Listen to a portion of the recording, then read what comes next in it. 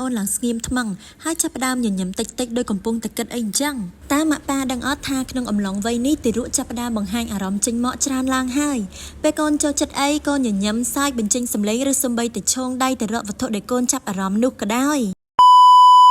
ថ្ងៃនេះអាកាសធាតុល្អណាស់ទើបខ្ញុំនាំកូនបនរក្សាមកទទួលយកបទពិសោធន៍ថ្មីៗនៅក្រៅផ្ទះទៀតហើយដោយកន្លែងដែលខ្ញុំនាំកូនមកលេងនៅក្នុងថ្ងៃនេះគឺសួនដៃណូស័រនៅខាងជ្រោយចង្វា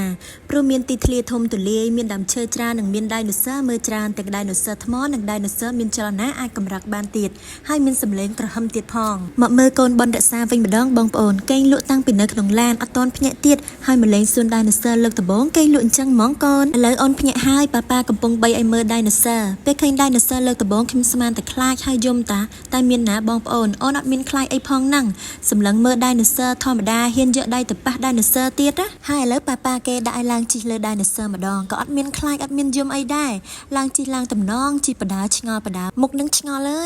ហើយខ្ញុំសង្កេតឃើញថាពេលអូនឃើញអីថ្មីដែលកម្រើកបានធ្វើចលនាបានអូនឡើងស្ងៀមថ្មឹងហើយចាប់ផ្ដើមញញឹមតិចៗដោយកំពុងតែគិតអីអញ្ចឹងតាម៉ាក់ប៉ាដឹងអត់ថាក្នុងអំឡុងវ័យនេះទារកចាប់ផ្ដើមបង្ហាញអារម្មណ៍ចេញមកច្រើនឡើងហើយពេលកូនចូលចិត្តអីកូនញញឹមសាយបញ្ចេញសម្លេងឬសំបីតែឈោងដៃទៅរកវត្ថុដែលកូនចាប់អារម្មណ៍នោះក៏ដោយចាបងប្អូនហើយអ្វីដែលយើងជាម៉ាក់ប៉ាសប្បាយចិត្តនោះគឺការបានឃើញកូនមានប្រតិកម្មតបស្នងជាមួយនឹងធម្មជាតិនៅជុំវិញខ្លួនពេលឃើញហើយមានអារម្មណ៍ថាការដែលនាំកូនចេញមកលេងខាងក្រៅសំខាន់ជាងអ្វីដែលយើងបានគិតទៅទៀតហើយសំបីតែកន្លែងខ្លះមានតែដៃណូស័រថ្មគ្មានចលនាកម្រើកមិនបានក៏ដោយក៏កូននៅតែចាប់អារម្មណ៍ដែរព្រោះវាប្លែកទើបធ្វើឲ្យកូនចង់ដឹងចង់ស្គាល់ទោះបីកូនបនរក្សានៅតូចនៅមិនទាន់ចេះនិយាយតែយើងដឹងថាក្នុងចិត្តគេហ្នឹងកំពុងគិតអីម្យ៉ាងហើយពេលខ្លះគេងាកមកមើលមុខយើងញញឹមហើយងាកទៅមើលដៃណូស័រដោយចង់ប្រាប់ម៉ាក់ថាម៉ាក់មើលណក់វាកម្រើកបានបន្ទាប់ពីនាំកូនមកមើលដៃណូស័រផ្សេងនៅក្នុងសួនហើយឥឡូវនេះនាំកូនមកជិះដៃណូស័រម្ដងចាបងប្អូនការពិតទៅការដែលនាំកូនតូចមកដើរលេងកន្លែងកម្សាន្តបែបនេះកូនទៅតែវ័យប៉ុណ្នេះតូចឬធំជាងនឹងក៏ដោយ